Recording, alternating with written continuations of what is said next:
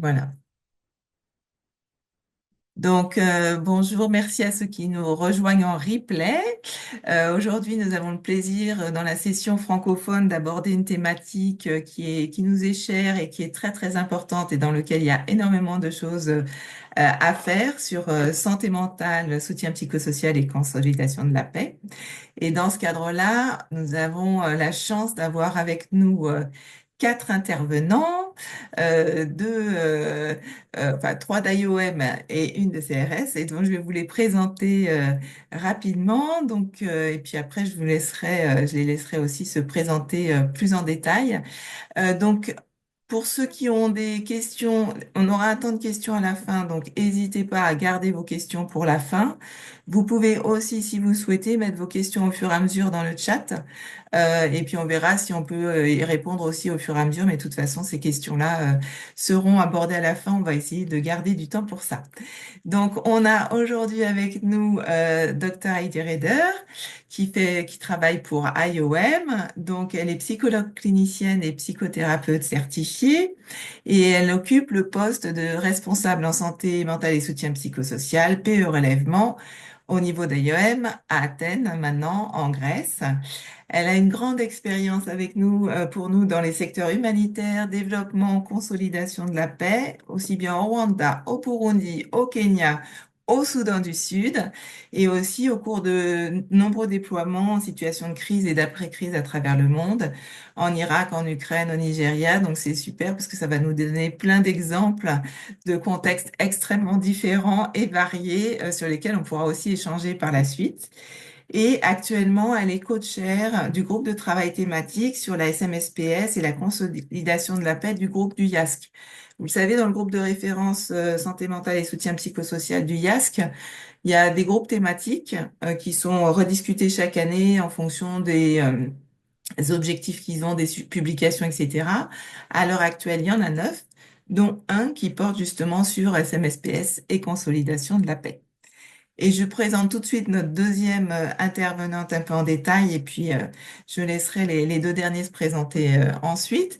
On a aussi avec nous Florence, alors je ne suis pas sûre de bien prononcer le nom, donc je m'excuse si je le prononce mal, Takarutimana, qui est conseillère technique en soutien psychosocial et bien-être du personnel à Catholic Relief Service, CRS, pour ceux qui connaissent l'acronyme. Florence, elle travaille dans le domaine SMSPS depuis 2006 au Burundi, au Rwanda, en DRC, au Kenya, pour le compte de l'initiative African Great Lakes Initiative of the Friends Peace Teams. Donc, grosso modo, la traduction, rapidement, c'est effectivement les initiatives africaines Grand Lac pour les amis, pour les équipes des Amis de la Paix. Depuis son arrivée chez CRS en 2015, Florence a coordonné les activités SMSPS en RCA, en DRC, et elle a apporté aussi un soutien à d'autres programmes de CRS jusqu'en mai 2022. Et depuis juin 2022, elle est conseillère technique en soutien psychosocial et bien-être, toujours au sein de CRS. Elle est titulaire d'une maîtrise en counseling avec une spécialisation en accompagnement des couples, des familles et des enfants de l'Université de Palo Alto, qui est en Californie, aux États-Unis, pour ceux qui ne le savent pas. Et nous avons aussi la chance d'avoir deux autres personnes d'IOM, Renato Libanora et Seini Oudouf. Donc voilà, c'est une belle, beau groupe d'invités et de présentateurs pour nous aujourd'hui. Et donc, bah, sans plus tarder, Heidi, je te laisse la parole.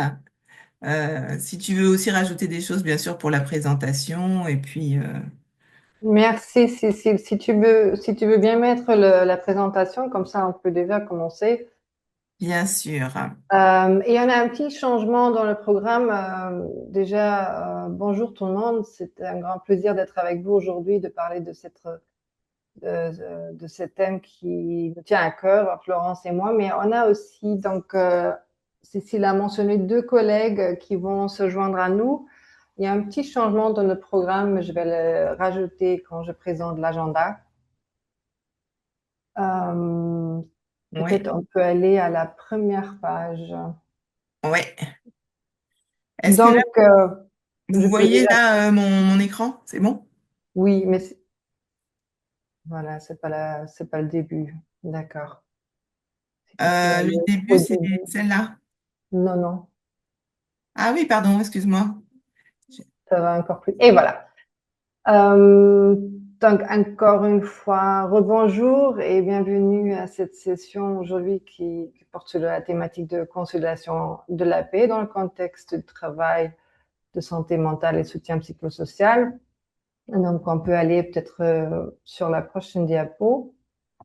Euh, on a prévu de vous parler un peu de développement, justement, de ce travail qui a été fait à l'intersection de ces deux thématiques ces dernières 5 à 10 ans et vous présenter le guide qui a été publié par IASC en 2024 sur lequel on se pose dans notre groupe thématique. Et on vous a amené deux études de cas. Donc, il y a une étude qui va être présentée par Florence, justement un exemple du travail de CRS dans la zone du Sahel. Donc, elle va parler des expériences de CRS dans ces contextes. Mais et il y a un petit changement là. On avait présenté un ami, Dr. Oudou Seini, mais il ne peut pas se connecter aujourd'hui de la RDC. Donc, ça va être mon collègue Renato Libanora qui va présenter. Et je pense aussi, il est dans, je crois, je l'ai vu ici déjà présente. Donc, je pense qu'il peut aussi se présenter au moment où il va donner le input sur la RDC, parler un peu de sa position et peut-être du contexte de ce projet là qu'on aimerait partager avec vous. Donc, on a choisi deux exemples du contexte francophone parce que voilà, c'est une session sur les pays francophones. Bien sûr, il y en a plein d'autres. Donc, j'espère qu'on aura l'occasion de discuter avec vous, apprendre un peu de vos contextes aussi pour voir ce qui est utile pour vous. Voilà, et on peut passer à la suivante. Je suis sûre, beaucoup d'entre vous ont discuté le lien entre la santé mentale, le soutien psychosocial, déjà dans vos projets, dans vos pays, dans votre groupe de travail respectif. Donc, c'est pas quelque chose de nouveau, mais on a maintenant pas mal de références et d'orientations dans le contexte de ce travail-là. Et pourquoi? Mais parce que quand on travaille sur le peace building, sur la conciliation de la paix, il s'agit d'un impact systémique de la violence. Donc, on voit des ruptures au niveau, pas seulement au niveau individuel, mais aussi communautaire et institutionnel, rupture de confiance et une insécurité à plusieurs niveaux qui est due à la violence subie par différentes populations, comme vous le savez bien. Le bien-être psychosocial est vraiment important et une autre clé à jouer dans ce contexte. Je mentionne juste ces trois points-là, l'autonomie, dignité, cohésion. Donc l'autonomie, faire des choix dans sa vie, souvent quelque chose que les personnes qui subissent des violences ne sont pas en mesure de faire parce qu'ils n'ont plus de contrôle sur ce qui se passe dans leur vie. Donc, c'est de leur redonner autonomie. Ça, c'est vraiment un objectif de ce travail à l'intersection des deux domaines, mais aussi de dignité, de redonner de dignité aux victimes de violences et aussi aux communautés qui ont subi des violences. Et on va avoir des exemples aujourd'hui qui montrent justement comment on peut faire pour renforcer la cohésion sociale dans ces contextes souvent très complexes et difficiles à gérer. C'est aussi un travail qui est important pour des solutions durables, donc trouver des solutions dans le contexte de réintégration des différents groupes vulnérables, mais aussi des groupes peut-être qui ont été acteurs de violence, qui doivent être réintégrés. Et sans cet appui psychosocial et appui au niveau santé mentale, ça va être difficile d'arriver à une intégration avec du succès parce que justement, on ne peut pas compter juste, par exemple, sur des aspects économiques pour renforcer cette cohésion sociale après une violence vécue, mais aussi d'autres facteurs qui sont importants comme la question d'appartenance, etc., pour vraiment arriver à une paix durable. On peut passer à la prochaine diapo. Donc, On vous a amené une théorie de changement. Il y en a bien sûr plein. C'est juste un exemple. On sait très bien que ça dépend un peu du contexte dans lequel vous travaillez, quels sont les éléments sur lesquels vous travaillez et comment vous liez les activités à ce que vous allez, ce que vous voulez obtenir dans vos projets, dans vos contextes. Pourquoi une théorie du changement est encore plus important dans ce contexte quand on travaille sur la paix et sur la santé mentale? Parce que souvent, on nous demande d'expliquer, mais comment ces deux sont liés?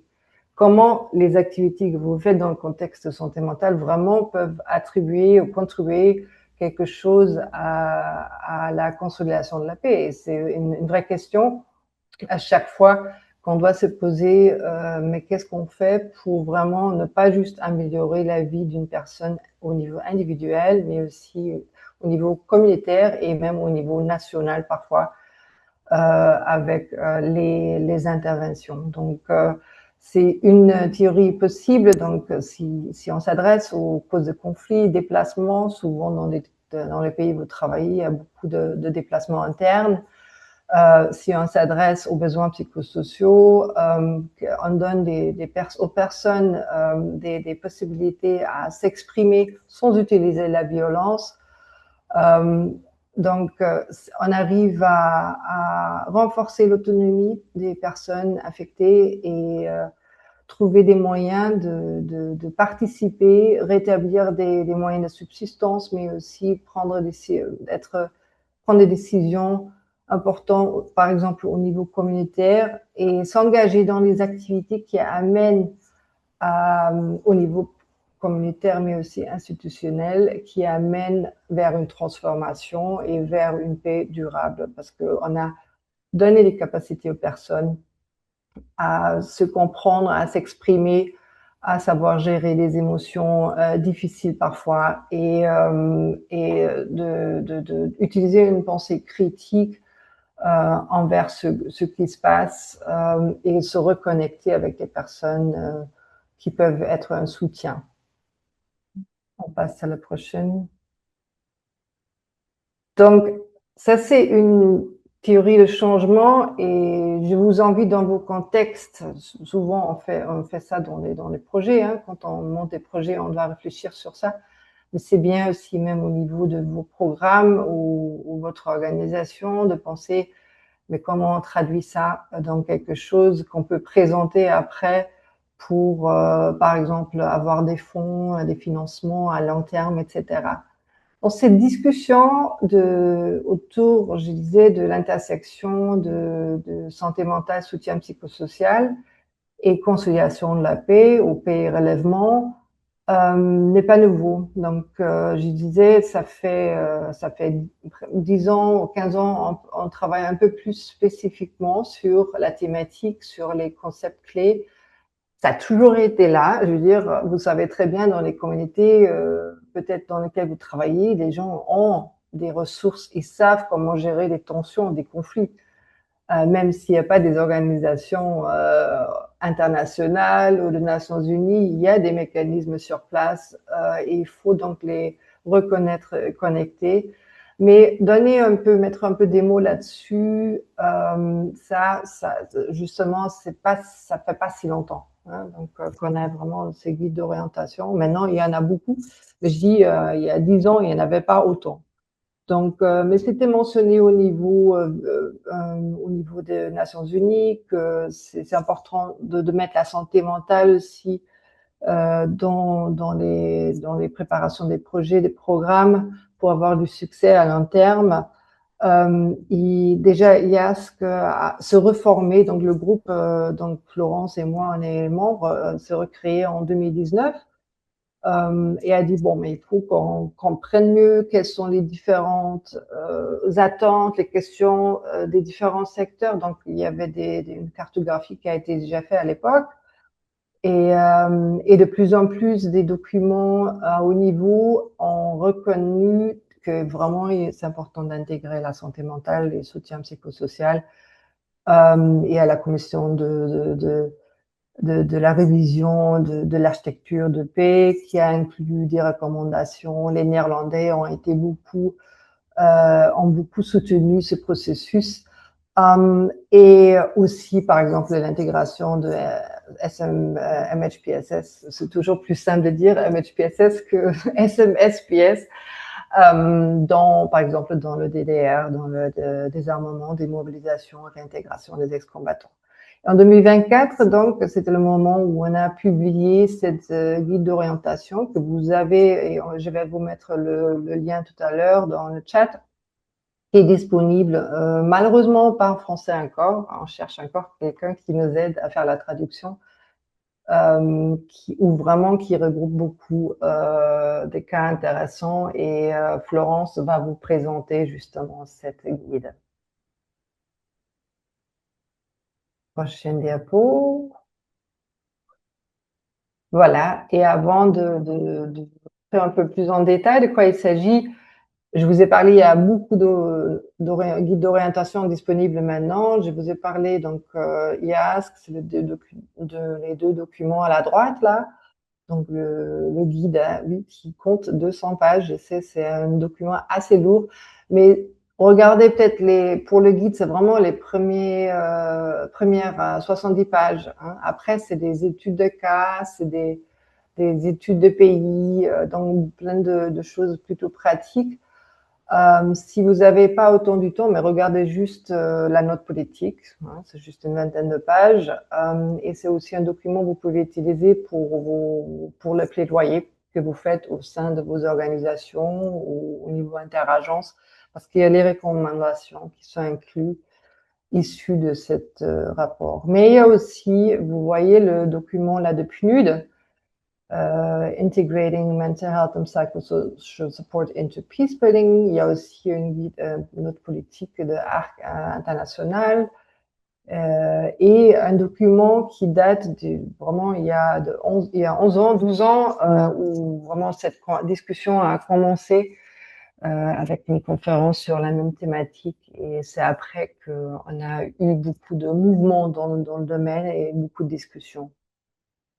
On va vous partager les liens pour ces documents. Donc, je passe la parole à ma collègue Florence pour nous amener un peu dans le document de YASC.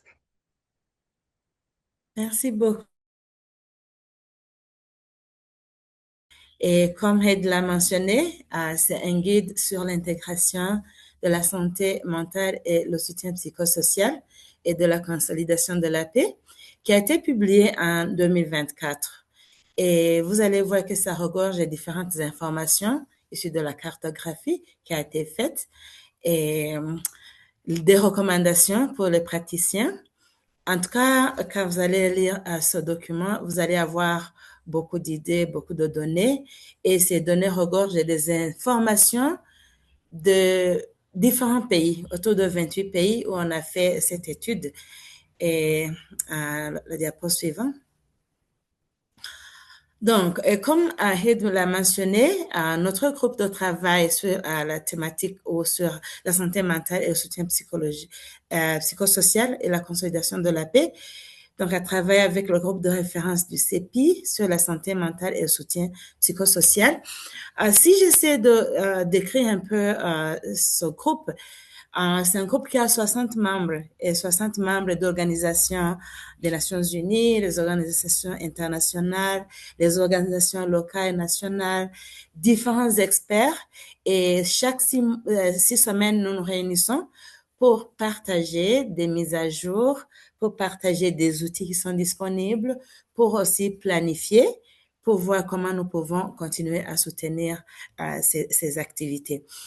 Dans 28 pays, donc on a fait la cartographie, on a collecté les données et vous allez voir que dans ce groupe, nous avons vraiment, pour collecter ces informations, il y a différents acteurs qui ont été consultés.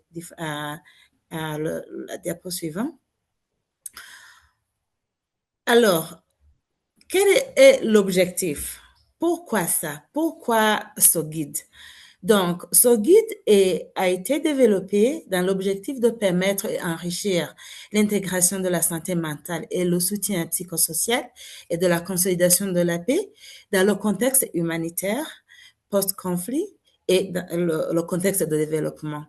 Aussi, vous allez voir que c'était pour décrire l'état actuel des travaux, analyser les liens entre la santé mentale, le soutien psychologique et la consolidation de la paix et examiner les points communs et les différences.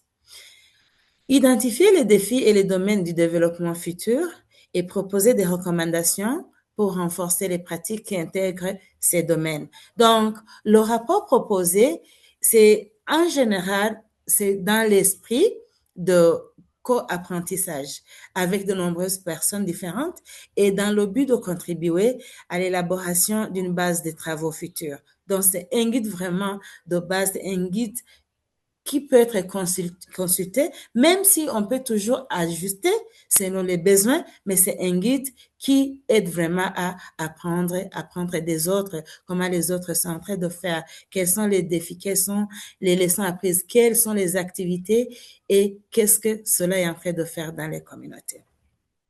Suivant.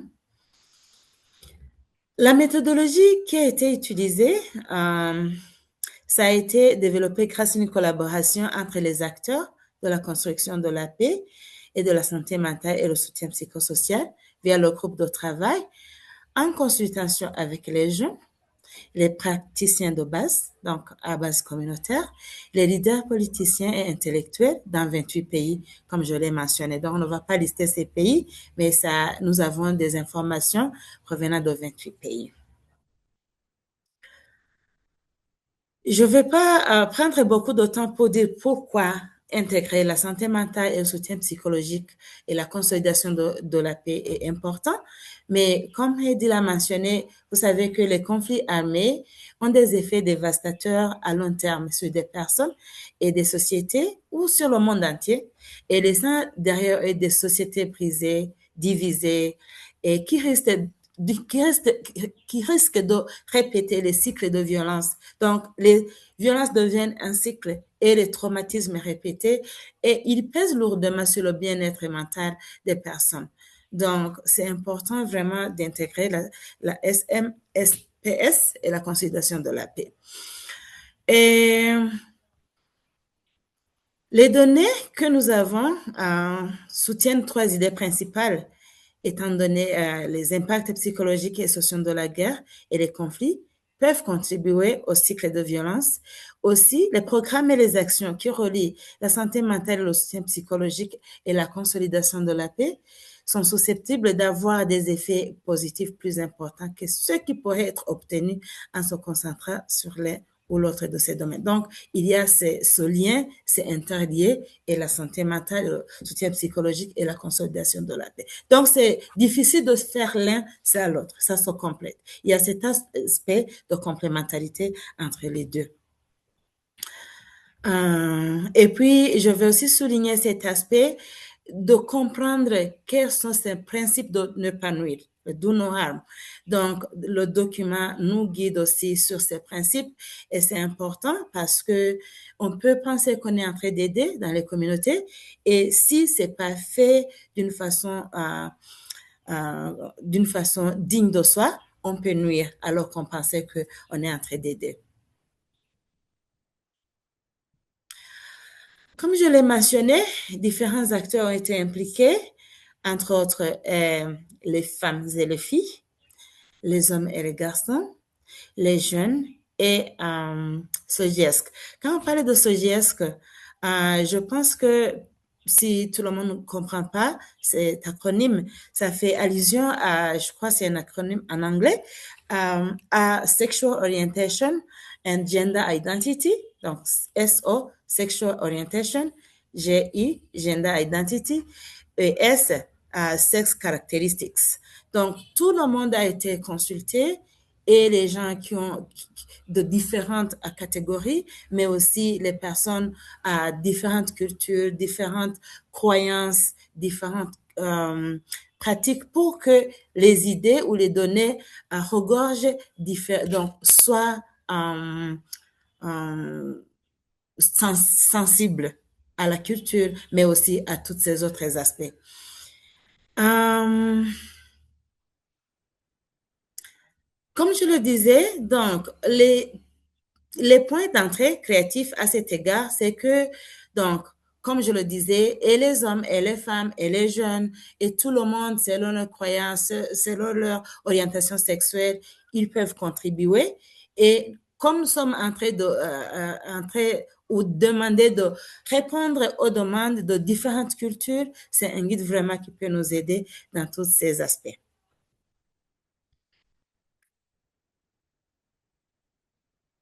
Alors, ici, nous avons le niveau d'intégration. Euh, Ici, il y a l'intégration au niveau des programmes. Il peut y avoir l'intégration au niveau organisationnel ou au niveau interorganisationnel ou au niveau de la conceptualisation. Donc, aussi, dans l'intégration, dans le processus d'intégration, c'est à nous de voir, est-ce que l'intégration, c'est au niveau superficiel? Light touch linkages. Ça, c'est le niveau superficiel. Mais aussi, ça peut nous amener à l'intégration partielle, donc, ou bien à l'intégration au complet. Ça dépend de notre réalité sur terrain, mais à ce niveau, vraiment, nous encourageons beaucoup qu'au moins au niveau des programmes, il y ait cette intégration. Et quand c'est au niveau des programmes, ça va aussi être l'intégration peut-être au niveau régional, au niveau de nos organisations et au niveau interorganisationnel. Et le tout nous ramène à vraiment voir que si c'est possible ou si l'idéal nous le permet, nous avançons vers l'intégration au complet. Et je passe la parole à Ed pour les aspects suivants. Merci. D'accord. Et merci Florence pour cette présentation du guide. Juste pour dire encore un mot par rapport au niveau d'intégration. Donc, vous pouvez prendre plus de temps de regarder à l'intérieur du document et peut-être réfléchir à votre niveau, mais en année où? Par rapport à nos projets, par rapport à nos programmes, par rapport à nos organisations. Est-ce qu'on travaille d'une façon intégrée déjà? C'est possible et j'espère qu'on aura l'occasion d'entendre de vous.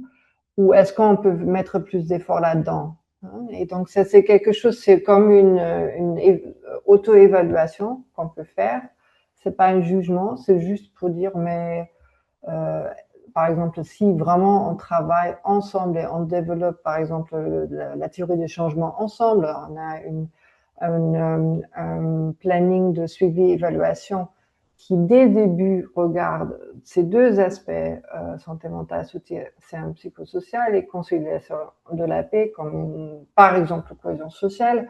Si dès le départ, c'est pensé ensemble et mis ensemble, donc on a déjà une façon plus adaptée, plus intégrée d'adresser ces différents défis qu'on trouve dans le contexte. Donc c'est juste pour vous, réfléchissez, amenez ça avec vous et peut-être discuter ça dans vos discussions, dans vos groupes de travail ou dans vos organisations pour voir mais où est-ce qu'on en est. Et on n'est pas obligé à travailler tout de suite à tous les niveaux. Parfois, c'est bien de commencer juste avec un projet, présenter les résultats, montrer, mais regardez l'évidence qu'on a trouvée, qu'on a générée par le projet, et après, vous partagez ça avec d'autres. Souvent, ce qu'on voit, nous, dans le groupe, c'est justement les collègues qui demandent, mais comment on commence ça dans nos organisations? On aimerait travailler d'une façon plus intégrée, mais dans mon organisation, peut-être l'autre secteur ne comprend pas ce qu'on fait. Donc, c'est des discussions qu'on a aussi au sein du groupe du travail. Déjà, comment on peut rétablir cette savoir-faire au sein de son organisation avant d'aller vers les autres agences, comme disait Florence, peut-être au niveau national, ou régional. Donc, ça dépend un peu où est-ce que vous êtes, sur quel niveau vous voulez travailler. Et une dernier diapo qu'on a amené du guide, c'est celui-ci. bien sûr, parce qu'il y a beaucoup d'autres informations que vous allez trouver là-dedans. On discute beaucoup justement le nexus, donc l'intersection entre l'humanitaire, le développement et la consolidation de la paix. Pourquoi? Parce que, et d'autant plus aujourd'hui, on a moins d'argent disponible, par exemple dans le contexte humanitaire. On doit déjà réfléchir au moment de la crise humanitaire, comment répondre peut-être aux certains besoins qui vont plus vers les questions de paix. Hein, donc, comment réagir par rapport aux tensions sociales, aux conflits communautaires et un manque de ressources. Hein, comment on réagit par rapport à ça, mais aussi de réfléchir déjà dès le départ, mais quels sont les éléments on peut amener aussi au niveau de développement. Donc, c'est pas quelque chose, on réagit pas seulement au moment de la crise, mais aussi avant et après. Donc, travailler à cette intersection, et voilà le mot, vous connaissez certainement HTPN, je sais pas en français, je suppose que ça dit la même chose, c'est de réfléchir d'un côté, quelles sont les activités qui amènent à ça. Donc, vous avez quelques exemples ici, on les a tirés du guide. Par exemple, au niveau post-conflit, prendre en compte des impacts psychologiques et sociaux des individus et au niveau collectif, et comment gérer ça au niveau de traitement du passé, ou cohésion sociale. Les réintégrations des enfants ou adultes qui ont été des anciens combattants, qui ont été recrutés avant, par exemple. C'est quelque chose qu'on fait dans la phase post-conflit, mais aussi voilà à long terme, parce que c'est des processus. On travaille vraiment dans un contexte où un projet de 6 mois ne suffit pas. Donc, on a besoin de plusieurs années. Donc, ça, c'est quelque chose auquel il faut penser déjà au moment où la crise a lieu. Hein. Donc, il y a des choses qui se préparent, par exemple, au niveau de la justice transitionnelle. On ne commence pas avec ce processus de réfléchir sur les réparations à la fin seulement. Bien sûr, s'il y a un accord de paix, il y a des réparations qui sont discutées, tant mieux. Mais souvent, les préparations, les consultations se font déjà au moment où la crise n'est pas encore terminée. Aussi bien pour la sensibilité au conflit, quelque chose ce n'est pas seulement lié aux acteurs de paix, mais aussi aux acteurs de santé mentale et soutien psychosocial. C'est transversal, donc on invite déjà, bien sûr, et il y a beaucoup de ressources disponibles aujourd'hui à tous les acteurs, comme l'a dit Florence, de penser au principe de ne pas nuire, do no harm, et ça s'est transmis dans les outils de sensibilité au conflit. Donc, quand on prépare, et on va apprendre ça ou entendre ça tout à l'heure dans les études de cas, on s'engage surtout dans un contexte où peut-être il y a des divisions ou au niveau de la communauté ou entre les communautés.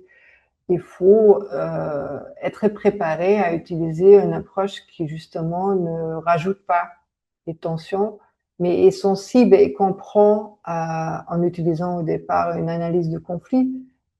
Quelles sont les dynamiques, comment on doit faire attention au pouvoir, question de pouvoir, et réduire les tensions plutôt que les aggraver. Donc ça, c'est un peu l'idée de penser ensemble et aussi comment on peut mieux utiliser les ressources qui existent en répondant aux plusieurs besoins qui sont mentionnés pour chaque phase. Je crois que je m'arrête là et on vient à la prochaine diapo. Oui, on voulait quand même interrompre avant d'avoir les 2 études de cas et communiquer avec vous. Peut-être on peut faire la première communication à travers le chat et tout à l'heure, on peut avoir la discussion à haute voix. Donc, je sais que vous êtes dans des contextes différents. Vous travaillez peut-être au niveau organisationnel, peut-être au niveau inter-agence. Donc, je sais que pour ceux qui travaillent avec Cécile pour le groupe IASC, donc vous êtes plus concentré sur l'humanitaire. Dans ce qui nous intéresse, quels sont les domaines d'intervention qui se concentrent pas sur l'humanitaire, mais sur d'autres contextes mentionnés là, sur lequel vous travaillez. Est-ce que vous pouvez peut-être mettre quelques mots-clés dans le chat pour qu'on puisse voir? J'espère que vous avez tous accès au chat. Je vois que je vous invite de juste mettre quelques mots-clés qui viennent, qui sont importants dans vos contextes respectifs. Si vous pouvez écrire. J'ai vu une pouce, donc quelqu'un a dit oui, vous avez accès au chat. Est-ce que tout le monde a accès?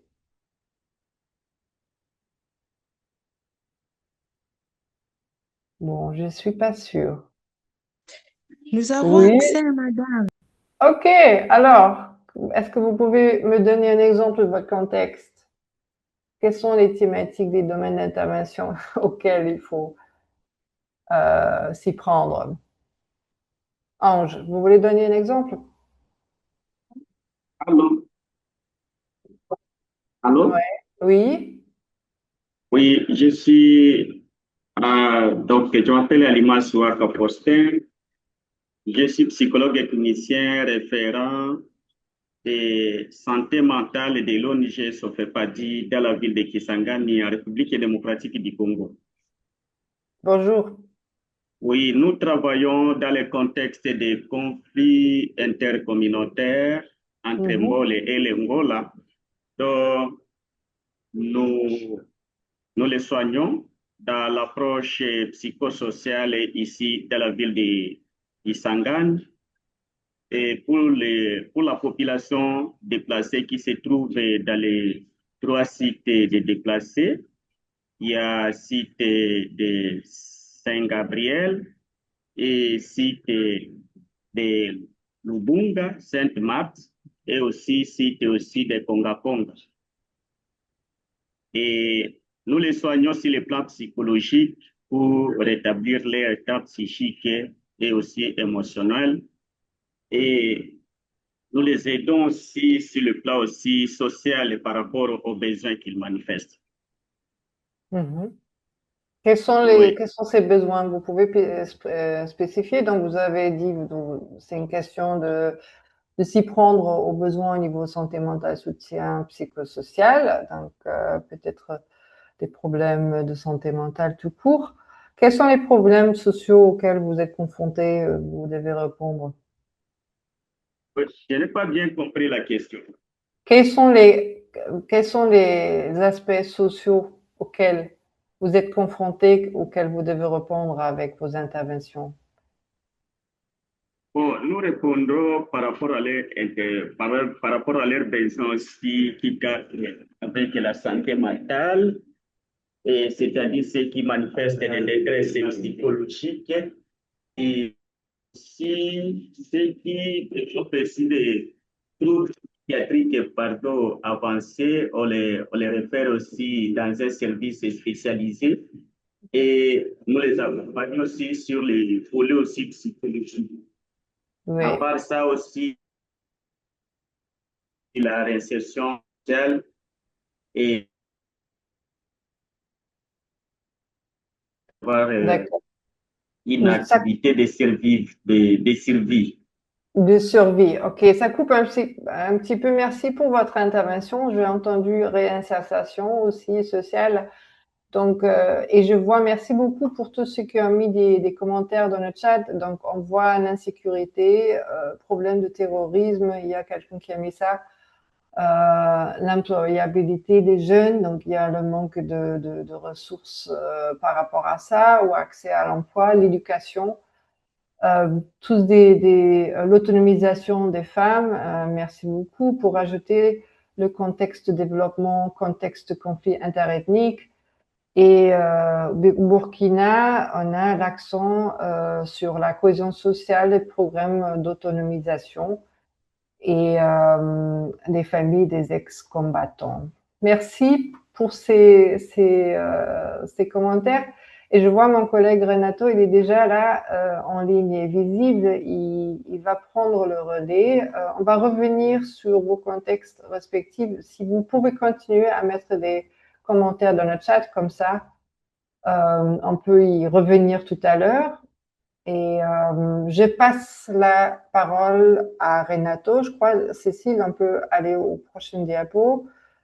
Il y a, voilà, le nom a changé. Peut-être, Renato, tu veux te présenter avant de commencer à présenter un projet que OIM met en place en RDC. Et donc, voilà, merci de te joindre à nous et de présenter ce projet. Merci, Aïde. Euh, vous, me- vous, me, vous pouvez écouter? C'est clair? C'est Oui, très, tout à oui. fait. Parfait, Merci. parfait. Merci. Donc, oui, je suis désolé. Vous n'avez pas l'opportunité d'écouter Dr. Houdou. Il est dans l'Est, il est à Beni et maintenant il y a un petit souci de connexion. Donc, je vais faire la présentation. Je suis le coordonnateur du programme de santé mentale et soutien psychosocial à niveau de l'RDC. Et donc, les projets on va présenter, c'est un des projets. Nous avons plusieurs des projets, mais ça, je voudrais dire peut-être c'est en fait, c'est les projets les plus importants et les plus pertinents à la discussion que nous avons eue aujourd'hui. Je voudrais dire que presque tous les points qui sont été mentionnés sont dans ces projets. C'est un projet systématique, je voudrais dire. L'idée, c'est vraiment de créer un système dans l'RDC à niveau provincial, à niveau national, avec les institutions qui sont concernées, et même c'est un projet pluriannuel, c'est 5 ans. C'est un peu un projet contre tendance parce que nous avons des ressources financières. Peut-être pas. Le projet était conceptualisé dans les années 2023-2024. Et donc, au moment-là, la question de ressources, toujours dans le secteur de la santé mentale et soutien psychosocial, c'est un grand question. Mais les bailleurs, c'est un bailleur allemand, la Banque de développement allemand, KfW, a décidé vraiment de faire un grand investissement dans ce projet. C'est un projet de 20 millions de dollars. Donc, nous avons l'opportunité, la possibilité, la responsabilité de développer sur des différents axes que je vais vous présenter. Et donc, peut-être vous pouvez lire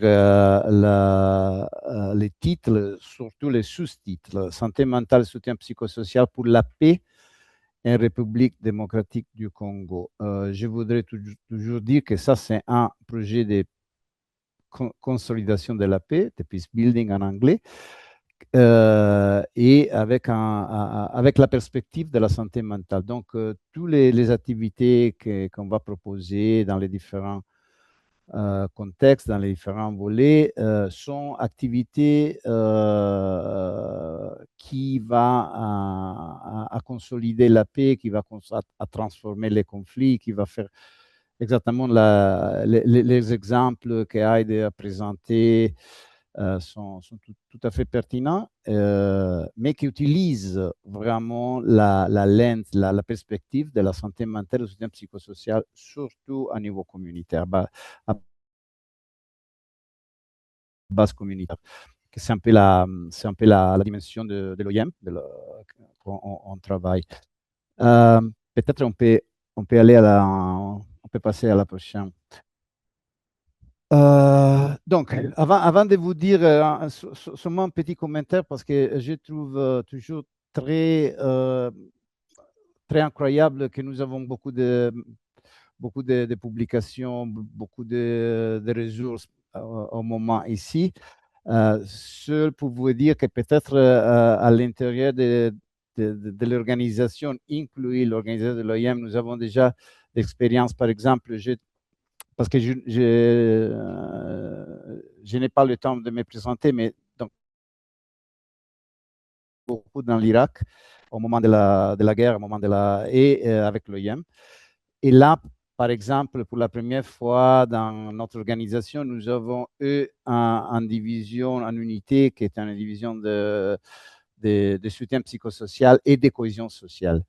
Donc, la même division, les mêmes staff, la même équipe à élaborer, à réaliser et à évaluer des projets qui sont toujours dans l'axe, dans le Nexus, et était une expérience que nous avons eue à partir de 2014 jusqu'à 2018, quand j'ai quitté l'unité, mais il a continué dans la même. Et donc, pour te dire qu'il y a beaucoup des activités qu'à préparer, si vous voulez, en réflexion un peu plus systématique, mais que je m'imagine beaucoup d'organisations ont déjà commencé à travailler sur cette thématique. Pour moi, c'est très, très important dans les pays qu'on travaille. Donc, comme c'est clair, si vous connaissez déjà un peu la situation dans l'RDC, surtout dans l'est de l'RDC, nous avons un contexte humanitaire critique. Par exemple, c'est pas facile de faire la discrimination, de dire dans les 3 zones de santé qui ont travaillé, qui sont les zones de santé de Niemba, Kalemi et Nyunzu. Il y a toujours la frontière entre l'humanitaire, les post-conflits et le développement, si vous voulez. C'est toujours un peu très difficile de tracer des différences thématiques ou bien géographiques, parce que la situation dans l'Est de l'RDC est toujours en évolution, il change toujours. Et même la capacité de répondre à l'urgence humanitaire, c'est toujours un peu difficile. Et donc, là, c'est vraiment un contexte complet de réponse humanitaire.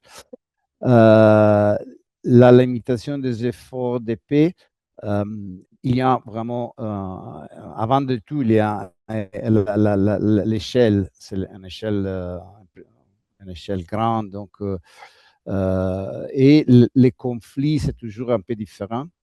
Ça dépend dans les zones de santé, ça dépend dans les zones, dans les provinces, et même dans la même zone de santé ou des villages qui sont à côté, il y a des questions, il y a des conflits qui sont tout à fait différents. Donc, c'est pas sur la limitation, mais c'est même la complexité encore des conflits et de les efforts pour chercher des bases communes pour la.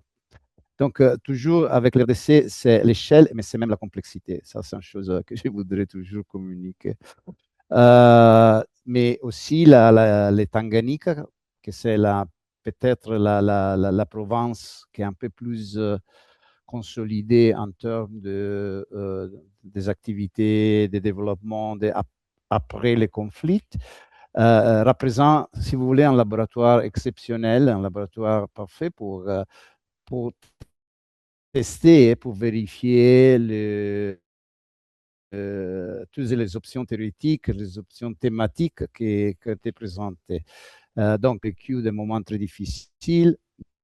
Nous avons encore de nouvelles vagues de déplacés. Mais c'est vrai aussi que c'est un contexte où on peut penser des actions, des stratégies qui sont même à long terme. Donc, sont vraiment dans la dimension des Nexus. Oui, s'il vous plaît. Next, la prochaine. Je voudrais mentionner très, très rapidement, parce que je connais que les temps, c'est un peu limité. Donc, l'impact.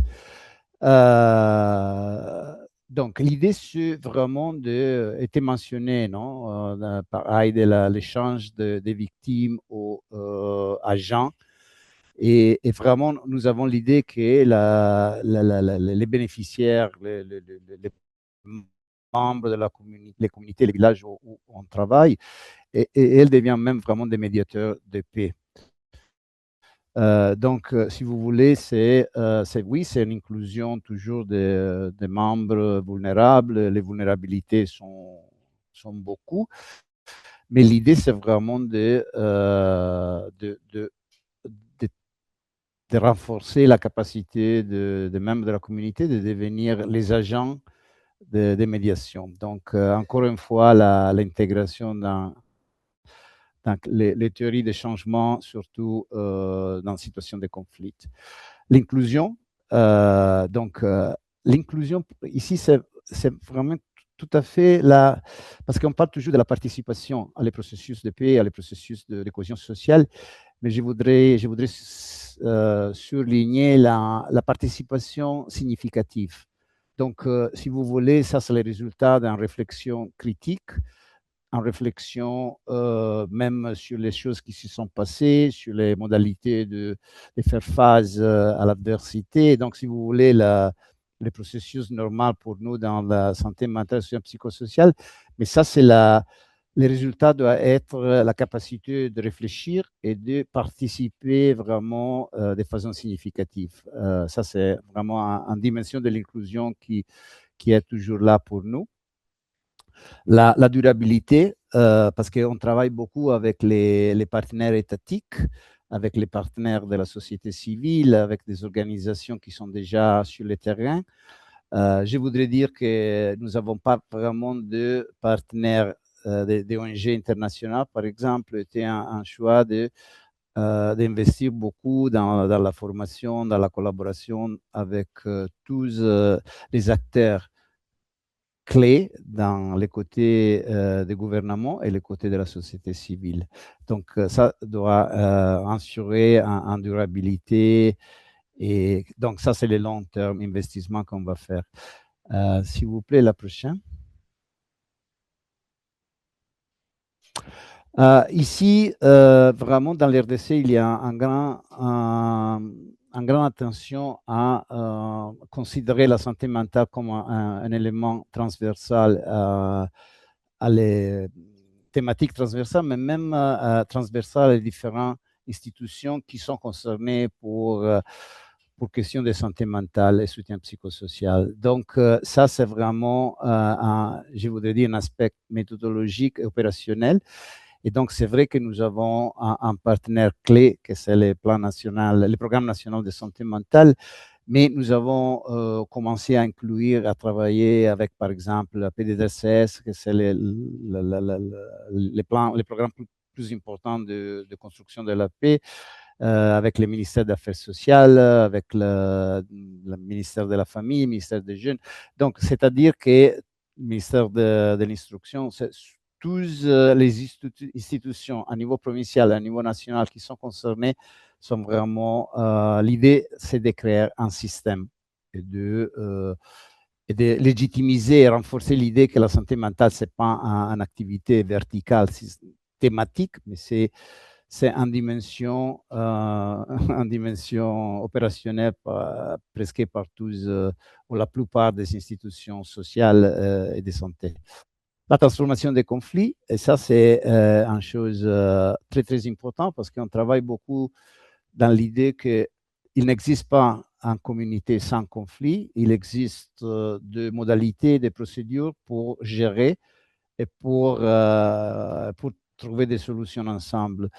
Ça, c'est une chose très importante. Et c'est créer que la reconstruction des tissus sociaux, et je voudrais dire symbolique, c'est vraiment une méthodologie très, très importante parce qu'il y a beaucoup de changements dans les communautés. Les communautés, la plupart des communautés en travail sont communautés mixtes, sont communautés de personnes qui sont originaires de la communauté, mais il y a même des communautés que pour les 50%, 60% sont formées par déplacés qui se sont intégrés ou réintégrés dans les communautés. Donc, c'est vraiment une nécessité de reconstruire, oui, la coexistence pacifique, mais même un langage commun, un langage qui s'est basé sur l'expérience, par exemple, des conflits et des violences.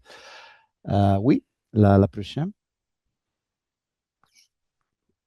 Donc, nous avons 5 axes. Je les vais mentionner très rapidement pour vous comprendre comme, comme sur le plan opérationnel, l'intégration de la santé mentale dans un projet de constitution de la paix était conçu ici. Donc, les résultats, nous avons nous avons beaucoup des activités sur l'information, sur la sensibilisation, sur l'engagement actif, si vous voulez, des bénéficiaires à niveau communautaire, à niveau des villages, mais même beaucoup de plateformes pour l'échange sur les réseaux sociaux et l'utilisation beaucoup des radios. Ça, c'est un moyen de communication exceptionnel. Nous avons fait beaucoup de formations avec les journalistes à niveau local. Donc là, c'est vraiment parce que l'idée, c'est de changer un peu la conception de la santé mentale. Comme vous connaissez bien, il y a toujours des mystifications, il y a toujours des stigmatisations. Et donc, c'est très important d'engager dans cette composant des informations, des campagnes médiatiques. Le deux, c'est un peu plus l'approche traditionnelle. Donc, ça, si vous voulez, nous avons des services. On va fournir directement des services à des communautés, à des villages, selon l'approche des YASC. Donc, si vous voulez, même si nous sommes dans un contexte post-conflit, on a la tendance à considérer un peu la division de différents niveaux, parce que, comme nous avons dit, c'est encore les conflits et les résultats et les impacts des conflits sont encore là. Donc, là sont trois organisations qui sont déplacées. Il y a des équipes multidisciplinaires, comme d'habitude, qui travaillent directement dans les communautés, dans les villages. Ici, les résultats 3, c'est le renforcement de la capacité de la santé publique, donc les systèmes de santé publique de commencer à fournir des services de santé mentale. Et vous considérez que dans les Tanganyika, il n'existe presque rien à ce niveau. Nous n'avons pas vraiment. Donc, quand je vous dis que c'est un laboratoire parfait, parce qu'on commence vraiment dans là-bas, si vous voulez. Le résultat 4 ici, c'est la systématisation, si vous voulez. Ici, c'est au niveau national où nous avons l'ambition de revoir toutes les normes, la loi même, la capacité de les programmes, donc si vous voulez, du ministère ministère de Santé à travers les plans, les programmes nationaux de santé mentale. Et par exemple, ici, nous avons le soutien les groupes de travail technique, par exemple, sur la santé mentale. Et là, vraiment, juste pour vous mentionner, nous avons l'idée que finalement, le gouvernement va destiner des ressources financières pour les activités de santé mentale. Pour le moment, il n'y a presque rien. Renato, juste pour te dire, s'il te plaît, si tu peux arriver à la fin pour Ok, donc passer aux prochaines. on peut passer à la. Oui, donc ça c'est pour montrer la complexité. Sans les trois dimensions stratégie opérationnelle que j'ai déjà mentionné, provision, donc on va fournir directement des services, renforcement institutionnel et renforcement de la capacité. Donc les cibles pour le moment sont à peu près 50 villages dans les zones que vous avez vues avant et nous avons une estimation de 160 000 bénéficiaires directs et plusieurs bénéficiaires indirects, surtout avec les campagnes médiatiques. Cet chiffre, pour moi, c'est un peu conservatif, donc je m'imagine qu'on fait des 50. OK, on peut aller. Non, nous n'avons pas le temps pour aller dans les activités. Ça sont un peu de chiffres pour de l'année passée. Mais je voudrais donc passer à les défis. Donc, les défis que Dr. Houdou, j'ai un peu plus, mais c'est une bonne chose qu'il a, il a mentionné seuls deux. Nous avons des approches car on travaille avec différentes institutions, à différents programmes, si vous voulez, différents ministères. Chaque ministère, chaque institution, chaque niveau institutionnel a en langage, en culture, de procédures. Et ça, c'est pas facile de gérer. Là, il y a beaucoup de difficultés dans la coordination, communication. Par exemple, quand on travaille avec la PNSM à niveau provincial de Tanganyika et quand on travaille avec le PDDRCS à niveau provincial, ils sont presque incapables de communiquer, de chercher et de trouver des langages communs. Ça, c'est dans l'institution, c'est dans l'organisation de la société civile. Donc ça, par exemple, c'est pas facile de prendre des décisions. Donc, on doit toujours chercher des consultations, faire des consultations. Et les projets, il y a beaucoup des acteurs. Donc, ça a un impact sur la prise de décision que par exemple, ce n'est pas le cas quand quand vous travaillez sur situation d'urgence, non? Mais ça, c'est, je pense, c'est un processus normal quand on cherche des systématisés. La deuxième, dans le contexte un contexte où l'assistance humanitaire et ce projet, c'est qu'il y a toujours l'habitude dans les communautés si vous voulez, d'être un peu passif au début, parce qu'ils sont dans l'attente qu'on on va leur donner, ça c'est un peu la donation, c'est un peu l'assistance. Mais pour nous, c'est tout à fait différent. Donc, on cherche l'autonomisation, la résilience, comme nous avons dit, la capacité de réfléchir de façon critique pour une participation significative. Donc, il y a des moments qui prennent du temps, il y a des moments de résistance, il y a des moments vraiment où l'engagement, donc si vous voulez, le premier axe des activités que j'ai présentées sont très importants. Et ça, pour nous, j'ai mentionné seuls deux, mais j'en ai plusieurs, mais je pense que pour raison de temps, ça sera suffisant pour la discussion. Merci. Merci beaucoup, Renato, de nous donner cette perspective de la RDC, surtout de l'Est de la RDC et de ce qui s'est fait là-bas au sein de ce projet. Je passe la parole à Florence, qui va aussi nous présenter nous partager une expérience de la région Sahel. Donc, Florence, c'est à toi. Merci beaucoup. Donc, l'expérience que je vais vous partager dans quelques minutes, 10 comme ça, c'est l'expérience du Sahel. Et ici, je vais parler du Mali, Burkina Faso et le Niger. Vous savez tous que c'est un contexte de conflit armé, des conflits entre les agriculteurs et les éleveurs. Et il y a beaucoup de déplacements des populations, il y a beaucoup d'insécurité alimentaire, il y a beaucoup de violences basées sur le genre, ainsi de suite.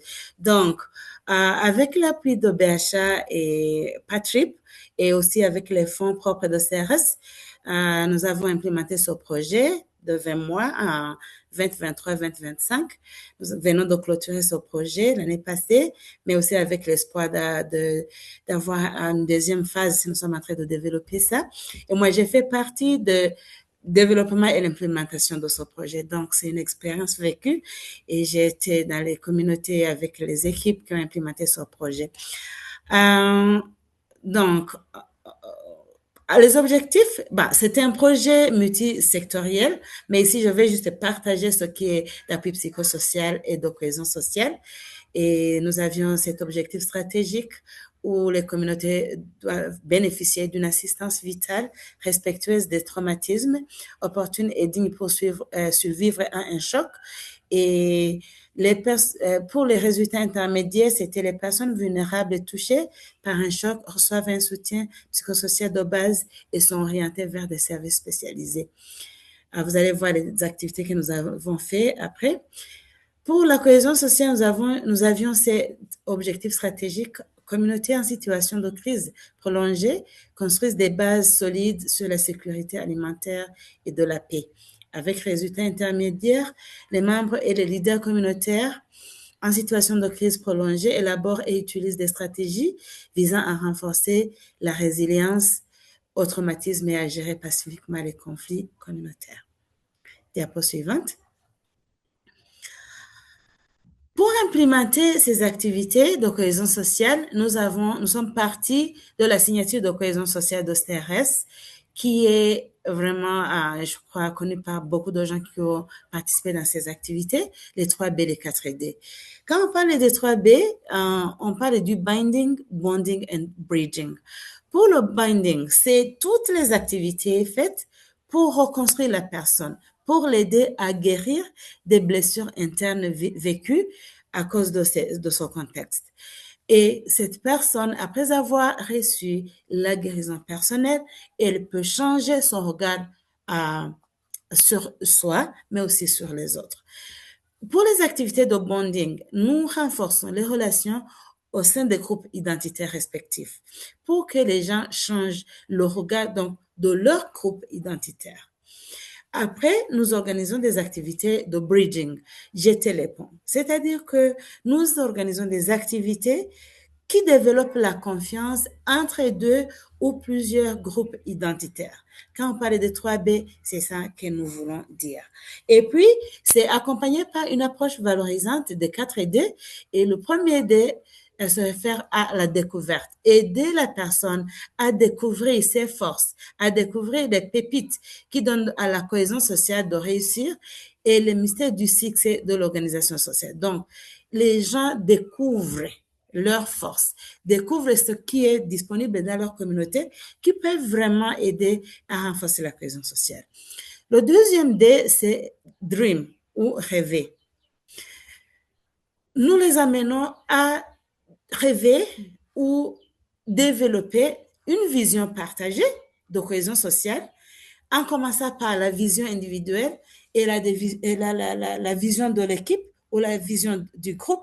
Et après, on amène ces visions ensemble pour développer une vision commune, partagée.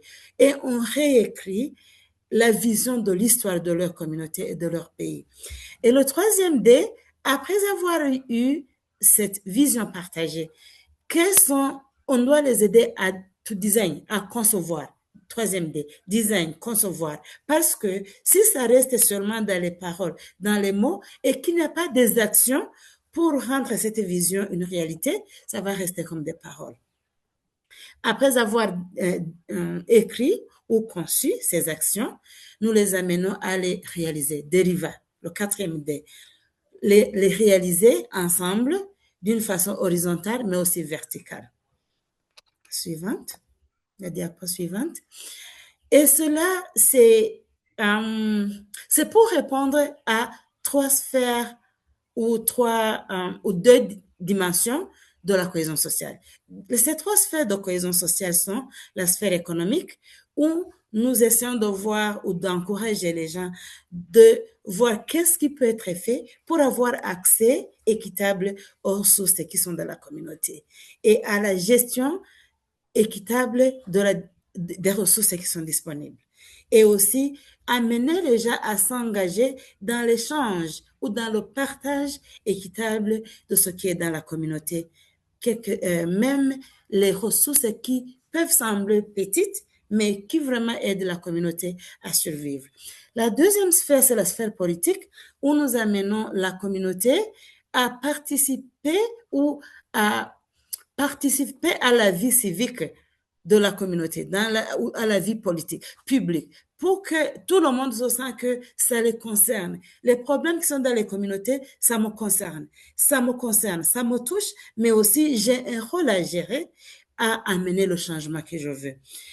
Pour la sphère 3, c'est la sphère socio-culturelle, où nous encourageons des relations, des interactions et les liens sociaux. Nous essayons de voir ce qui était fait avant pour avoir des liens qui sont bons, qui sont sains. C'était quoi au niveau culturel? C'était quoi au niveau socio-culturel? Et maintenant, qu'est-ce que nous avons perdu et qu'est-ce qui peut revenir? Et nous discutons et nous les mettons en pratique. Pour les dimensions de cohésion sociale, je l'ai déjà mentionné, c'est cette dimension horizontale où nous encourageons les liens intragroupes, les liens intracommunautaires entre les membres de la communauté, mais aussi cette dimension verticale où nous encourageons les liens entre les membres de la communauté et les institutions étatiques. Et nous implémentons les activités développées et par les membres de la communauté et par les membres de ces institutions. Suivante. Laurence, je suis désolée, j'ai un peu le mauvais rôle. Est-ce que c'est possible de parler encore genre 5 minutes pour qu'on ait un petit peu de temps quand même pour la discussion Oui, après? oui. Je vais Merci. prendre seulement 5 minutes. Merci. Donc, voilà, au sein de ce projet de SRF ou Sahel Response Fund Project, nous avons implémenté ces différentes activités. Nous avons fait les formations des formateurs en 3B4D, donc l'approche que je viens de vous présenter. Nous avons formé les équipes du projet. Nous avons formé les leaders communautaires et les leaders religieux, les agents de santé et les représentants des femmes et des jeunes. Nous avons fait les formations des points focaux dans la communauté, que je suis en train de mentionner. Nous avons fait les séances de sensibilisation en cohésion sociale et en appui psychosocial pour briser la stigmatisation sur la santé mentale, mais aussi pour encourager les liens, comme j'étais en train de l'expliquer. Nous avons organisé des séances d'écoute.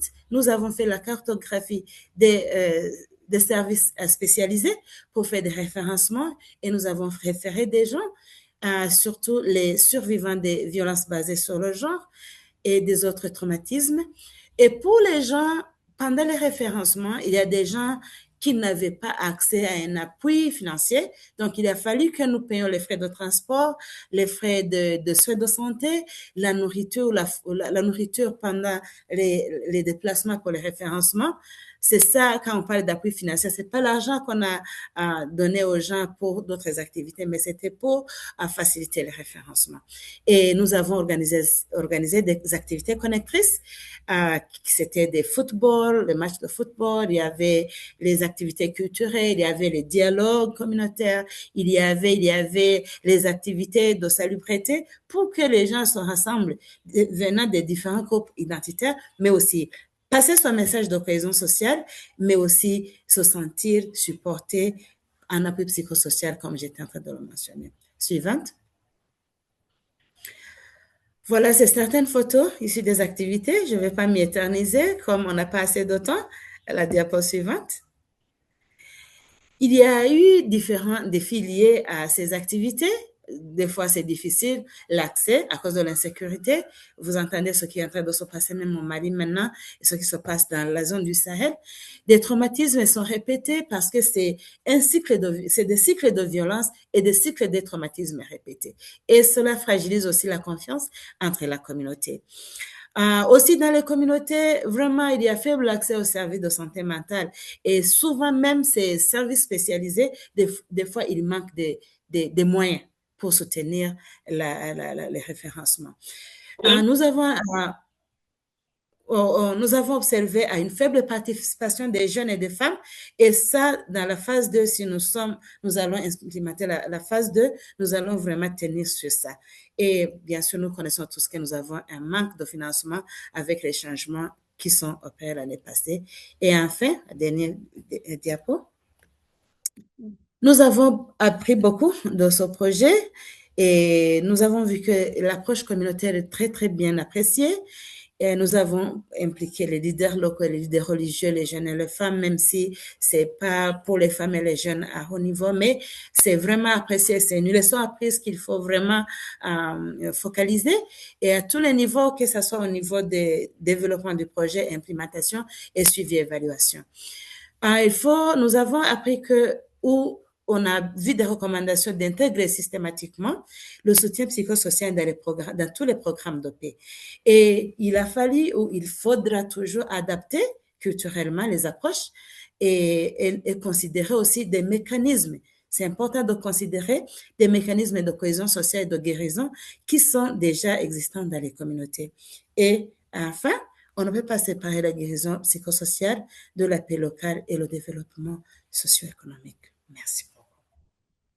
Le reste, quand on va passer ou partager ces slides, on peut même voir dans les notes les points qui sont là pour soutenir ces idées qu'on a partagées. Merci.